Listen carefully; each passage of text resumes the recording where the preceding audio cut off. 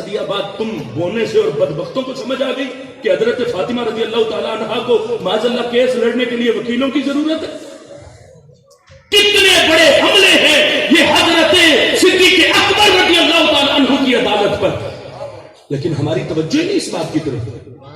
دوسرا جملہ دیکھو، میں نے کہ گاڑیوں کے پیچھے لکھا دیکھا صدقہ محرومہ فدق، یہ جملہ بھی حضرت صدیق اکبر کی صداقت پر بہت بڑا حملہ ہے، لیکن ہمیں خیال ہی نہیں اس بات کی طرف، ہم نے کبھی توجہ ہی نہیں دی اس بات کی طرف۔ یہ حملے کیے جا رہے ہیں حضرت صدیق اکبر کی صداقت و عدالت پر، اور آج ہم چپ کر کے بیٹھے ہوئے، ہمیں خیال ہی نہیں کہ مسلک اہل سنت کے عقیدے پر پہرا کس نے دینا، مسلک اہل سنت کے ترجمانی کی بات کس نے کرنی۔ ہم بات کریں تو لوگ ہمیں کہتے ہیں تم چھوٹے سے بچے ہو، کل سے آئے اور آج تم ہمیں سکھاؤ گے کہ مسلک اہل سنت کی حقیقت کیا ہے۔ اگر تم توجہ نہیں کرو گے تو پھر اللہ کے فضل سے حضور کنز العلماء کے قدموں کے صدقے ہم سکھائیں گے کہ مسلک اہل سنت کی حقیقت کیا ہے۔ نعرہ رسالت، نعرہ خلافت، نعرہ حیدری، تاجدار ختم نبوت، تاجدار ختم نبوت۔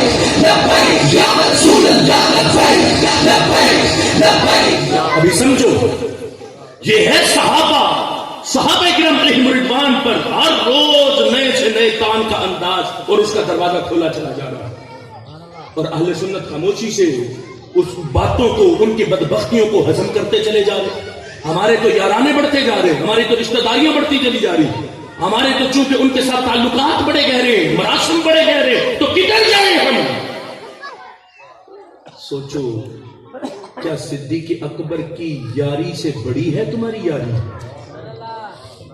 ان یاریوں کو چھوڑو، یاری لگانی ہے تو یار غار اور یار مزار کے ساتھ لگاؤ، جو یاری دنیا و حشر میں تمہارے کام آئے گی۔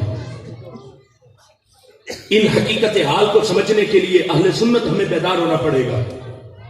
آج ہم میٹھی میٹھی تقریریں سننے کے عادی ہو گئے، کوئی آئے ہمیں قصے سنائے، واقعات سنائے، ہمیں سنائے کہ ان کا مقام و مرتبہ کیا ہے، فضائل کیا ہے۔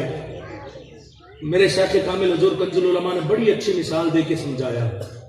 حضور کنز العلماء فرماتے دیکھو، ساری زندگی بندہ فضائل نماز پر تقریر کرتا رہے، سنتا رہے، سناتا رہے، تو کیا وہ نماز پڑھ لے گا؟ پوچھو نا اپنے دل سے۔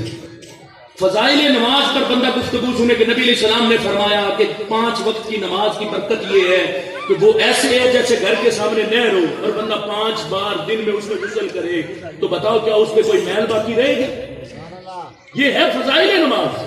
اب ساری زندگی بندہ فضائل نماز پر ہی گفتگو سنتا رہے، نماز کے فرائض، نماز کے واجبات، نماز کے احکامات کو جب تک ذکر نہ کیا جائے تو نماز ادا نہیں ہو سکتی۔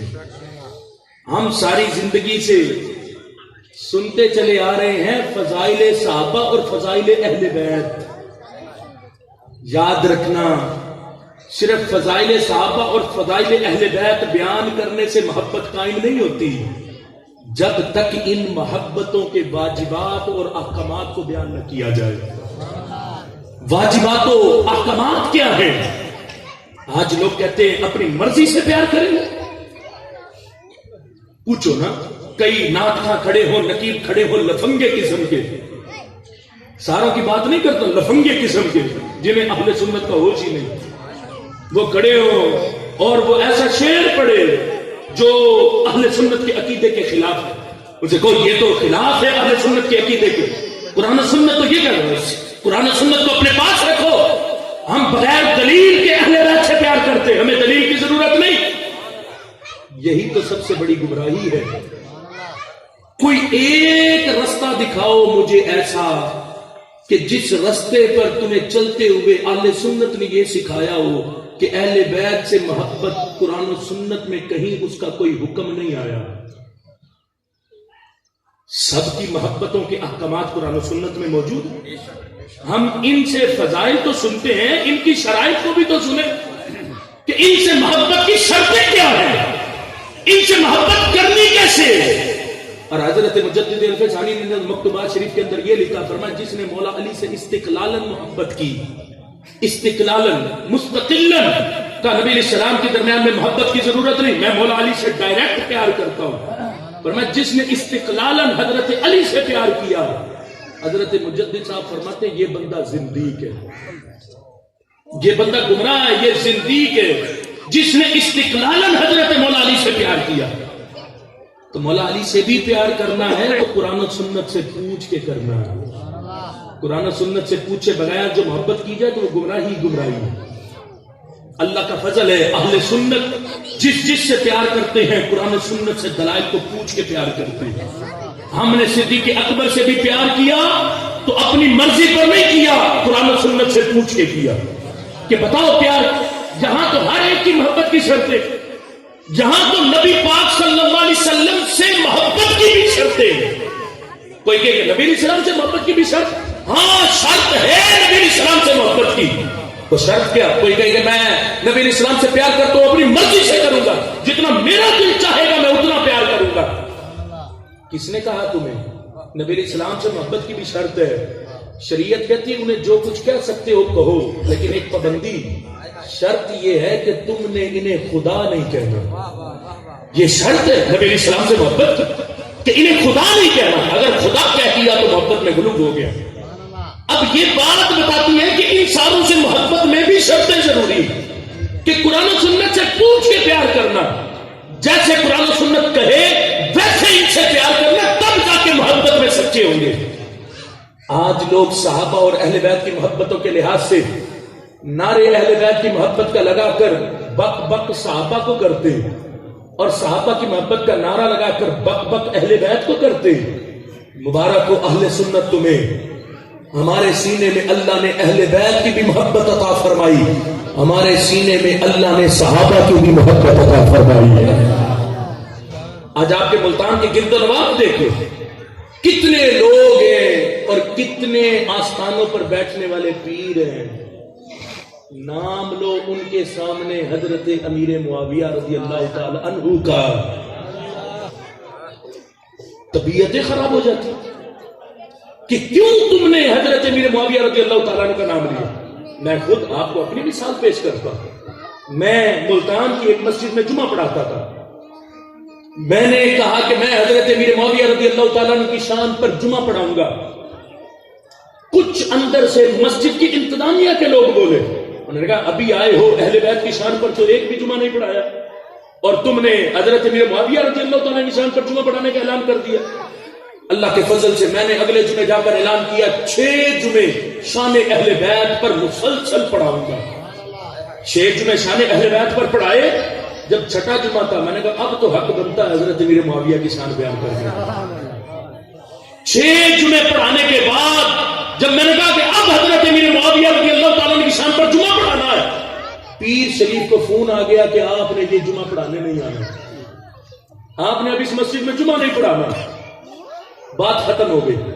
1 سال تک ادھر ادھر کے انہوں نے دھکے کھائے، 1 سال کے بعد آخر پھر میری طرف رجوع کیا کہ آپ ہی ہمیں چاہیے کہ آپ ہی جمعہ پڑھائیں، بتائیں کیسے آئیں گے۔ کوئی شرط نہیں، شرط ایک ہی ہے کہ پہلا جمعہ حضرت امیر معاویہ کی شان پہ پڑھاؤ۔ بات ایک ہی ہے کہ پہلا جمعہ حضرت امیر معاویہ رضی اللہ تعالیٰ عنہ کی شان پر پڑھائیں گے۔ اللہ کے فضل سے پڑھایا اور ڈنکے کی چوٹ پہ پڑھایا، اور صرف حضرت امیر معاویہ نہیں، حضرت ابو سفیان کی شان پہ بھی پڑھایا۔ حضرت ہندا سے جو تکلیف ہوتی، اللہ کے فضل سے حضرت ہندا رضی اللہ تعالی عنہا آپ کی شان پر بھی جمعہ پڑھایا اور دنیا کو بتایا کہ کیوں نفرت کریں ہم ان سے، جب میرے محبوب نے انہیں قبول فرما لیا ہے تو پھر 15ویں صدی کے مومن کو بھی چاہیے کہ وہ بھی ان سب کی شانوں کو قبول کر لیں۔ اللہ کے فضل سے ہم سارے صحابہ سے دل و جان سے پیار کرتے ہیں، اور جو کمینہ حضرت امیر معاویہ رضی اللہ تعالیٰ عنہ کے خلاف بکے، کوئی تعلق نہیں ہمارا اس کے ساتھ۔ اور کوئی کہے کہ تم کیا حضرت علی رضی اللہ تعالیٰ عنہ سے پیار نہیں کرتے؟ کس نے کہا؟ ہمارا دل چیر کے دیکھو کہ ہم مولا علی سے کتنا پیار کرتے ہیں۔ کہ حضرت امیر معاویہ کی محبت تو تم یہ سمجھتے ہو کہ حضرت علی کی بغض آ جائے تو حضرت امیر معاویہ وہ تو خارجی ہونا اور حضرت معاویہ کی محبت اور مولا علی کا بغض آنا یہ خارجی اور ناسبی ہونا، اور حضرت علی کی محبت اور حضرت معاویہ کا بغض آنا یہ رافضی ہونا ہے۔ ایک ہاتھ میں دامن مولا علی کا پکڑنا اور دوسرے میں دامن حضرت امیر معاویہ کا پکڑنا، اسی کو ہی دنیا اہل سنت ہونا کہتی ہے۔ فرق کیا ہے؟ فرق کو سمجھو، فرق کیا ہے؟ برابری کوئی نہیں حضرت امیر معاویہ رضی اللہ تعالیٰ عنہ اور حضرت مولا علی رضی اللہ تعالیٰ عنہ کے درمیان۔ سارے احباب توجہ سے اس مسئلے کی طرف توجہ رکھنا۔ شاید آپ کہتے ہیں کہ ہم ان دونوں کی محبتوں کو اکٹھا کر کے برابری کرانا چاہتے، کوئی برابری نہیں۔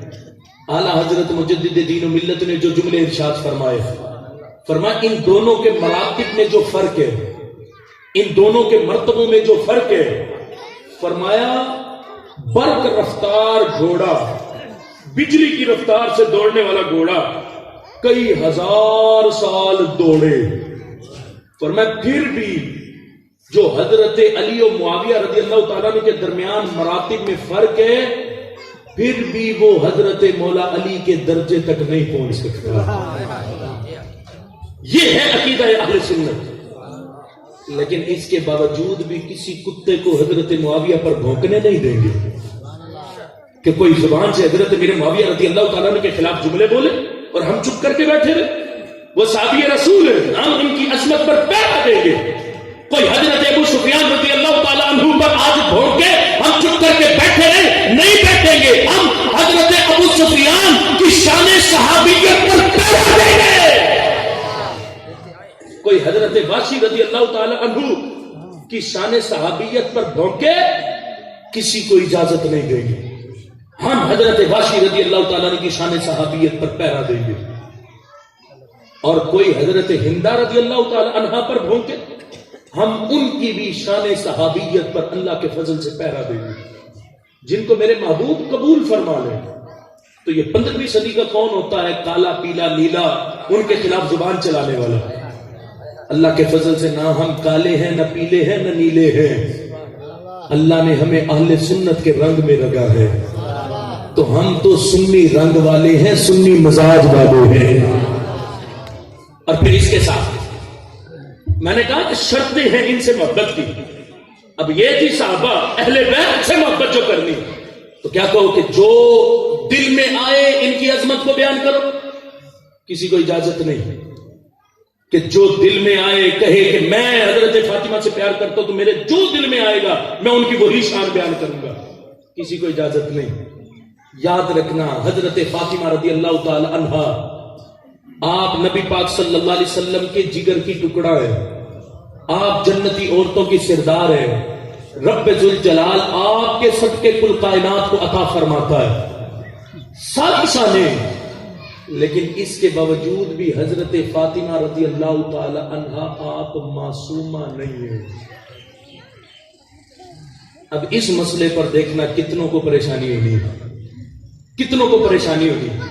حضرت فاطمہ رضی اللہ تعالی عنہا معصومہ نہیں ہے، داتا صاحب کو کون کون مانتا ہے؟ ہاتھ کھڑے کرو نا، حضرت داتا علی اجمیری رحمت اللہ علیہ سارے مانتے ہو نا، تو پھر داتا صاحب کی تعلیمات بھی سنو کہ داتا صاحب نے فرمایا کیا ہے؟ فرمایا عصمت شرط نبوت است، یہ جملہ ہے داتا صاحب کا کشف المحجوب کے اندر، فرمایا عصمت شرط نبوت است، مانا کیا؟ آپ نے فرمایا معصوم ہونا نبی ہونے کی شرط ہے، معصوم ہونا نبی ہونے کی شرط ہے۔ فرمایا جو نبی ہوتا ہے وہ معصوم ہوتا ہے، جو نبی ہوتا ہے وہ معصوم ہوتا ہے، جس کو معصوم مانا جائے اس کو نبی بھی مانا جاتا ہے، جس کو معصوم مانا جائے اس کو نبی بھی مانا جاتا ہے۔ اور انہوں نے اصول کافی کے اندر ان کے کلینی نے کیا لکھا؟